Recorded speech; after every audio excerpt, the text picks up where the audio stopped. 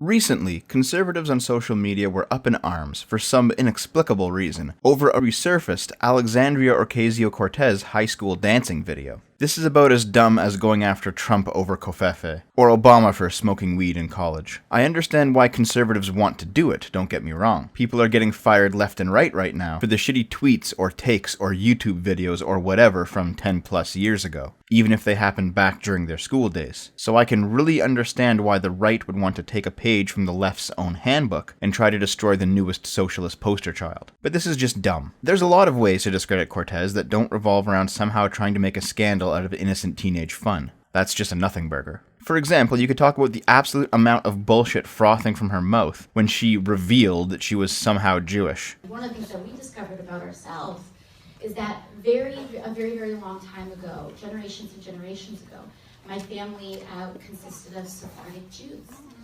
And it is blood. He's like, I told you! I knew it! I sensed it!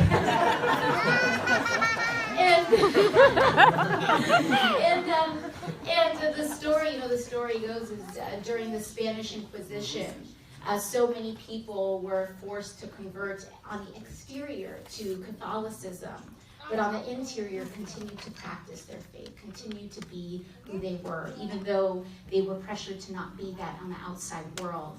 And a strong group of people, strong-willed, that were determined to continue living life as they wanted to live it, decided to get on a boat and leave Spain. And some of those people landed in Puerto Rico. And some of those people decided to flee up into the mountains. And as is the story of Puerto Rico, we are a people that are an amalgamation. We are no one thing. We are black, we are indigenous, we are Spanish, we are European. We are all of these things. And to think about that, to think about how the culture in Puerto Rico was that people would open their closets and there would be a small menorah inside.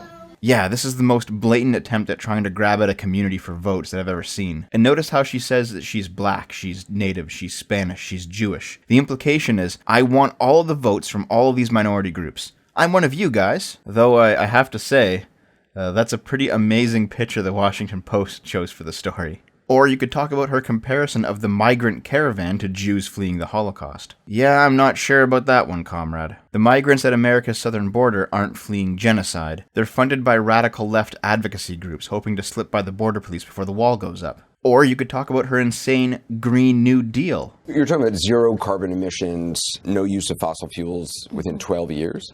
That is the goal. It's ambitious. And how is that possible? You're talking about everybody having to drive an electric car? It's going to require a lot of rapid change that we don't even conceive as possible right now. What is the problem with trying to push our technological capacities to the furthest extent possible? This would require, though, raising taxes. There's an element where, people are going to have to start paying their fair share in taxes. Do you have a specific on the tax rate? You know, you look at our tax rates back in the 60s, and when you have a progressive tax rate system, your tax rate, let's say from $0 to $75,000 may be 10% or 15%, etc. But once you get to like the tippy tops, on your $10 millionth dollar, sometimes you see tax rates as high as 60 or 70%. That doesn't mean all $10 million are taxed at an extremely high rate, but it means that as you climb up this ladder, you should be contributing more. What you are talking about, just big picture, is a radical agenda compared to the way politics is done right now. Well, I think that it only has ever been radicals that have changed this country. Abraham Lincoln made the radical decision to sign the Emancipation Proclamation. Franklin Delano Roosevelt made the radical decision to embark on establishing programs like Social Security. That is radical. Do you call yourself a radical?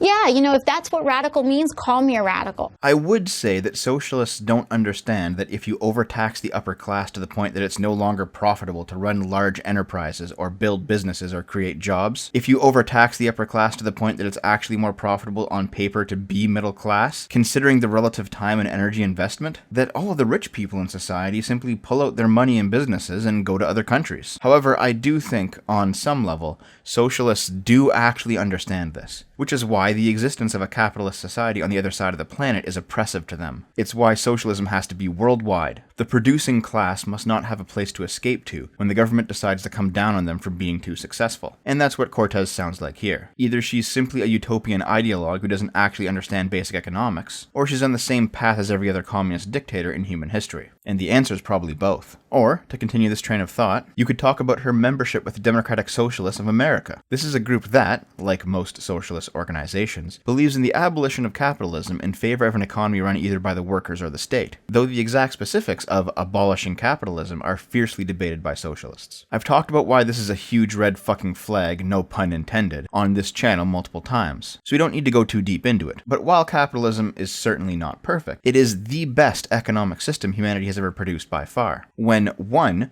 Only money matters, not your race or your class or your gender, but only how much money you have in your pocket. And 2, money is a rough estimate of how much value your work has brought to the lives of other people you interact with, and it is because they were willing to pay you for it. When 1 and 2 are both true, capitalism is equally a method of exchange and a measurement of morality at the same time. Socialists just don't get this. They assume that structural inequality puts some people at the bottom rung in capitalism. And in some cases that's true, but it's also the continuing life choices of the people that find themselves there. Socialists do not like to consider the personal responsibility argument, because socialists don't want to grant individuals personal responsibility. It's all about government force, mountaintop edicts, and the rights of the collective taking precedence over the rights of the individual. And Cortez is exactly that type of quasi-religious zealot socialist. She, and many others like her, act like they've been given divine wisdom from beyond the veil or something. It doesn't matter if it's anything close to reality. What matters is that they believe in it. It's about feelings to her, not facts. A pragmatic argument about politics or economics will never interest somebody like Cortez, because she will always fall back on ideology whenever one of her positions is refuted by something pesky like reason or proof. That's why Cortez reframed Ben Shapiro's invitation to debate as catcalling. It's the emotional response to a pragmatic question. Cortez actually sees a challenge to her ideology as if it were an assault on her person, because all her person consists of is her ideology. There are many good ways, and many good reasons, to attack Cortez's political positions. The philosophy she's guided by brought about the greatest catastrophe of human history, and she's too young,